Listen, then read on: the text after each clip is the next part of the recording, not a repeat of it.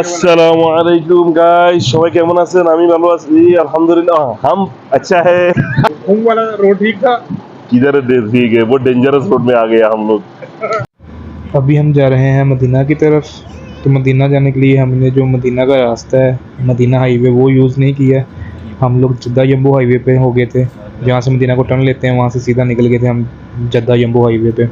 और वहाँ से भी हम 40 किलोमीटर आगे आके हमने टर्न ले लिया जोफ़ा की तरफ। हमने जोफ़ा से जाना 12 किलोमीटर अंदर। तो ये है हमारा फर्स्ट स्टॉप ओवर जिसके लिए हमने ये रूट यूज़ किया। ये है मैदान गदीर खुम, जहाँ पर मन कुंतु मौला फ़हाज़ा अली मौला वाली हदीस इस मैदान के साथ आप सबको याद होगी।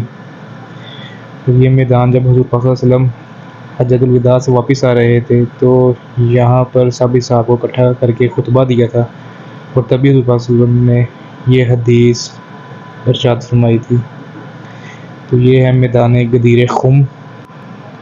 गदीर खुम से अब हम जा रहे हैं मदीना। लेकिन जो मेरी बात हुई थी हिदायत भाई से, वो साइड से नहीं गए। मैंने इनसे कहा था कि यहाँ से हम अबुआ जाएंगे, फिर बदर और बदर से मदीना।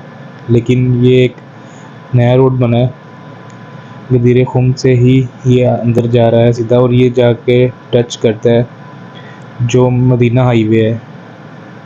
यहाँ से ऑलमोस्ट है तकरीबन 72 किलोमीटर्स। हिदायत भाई अपनी डील पे पूरा नहीं उतरे। मेरी कल इनसे डील हुई थी, चैनल की सेटिंग होने वाली थी, यूट्यूब चैनल है इनका भी, इसकी सेटिंग होने वाली थी। मुझे कह रहे थे मेरी सेटिंग कर दो तो मैं आपको फिर उस रूट से ले जाऊंगा।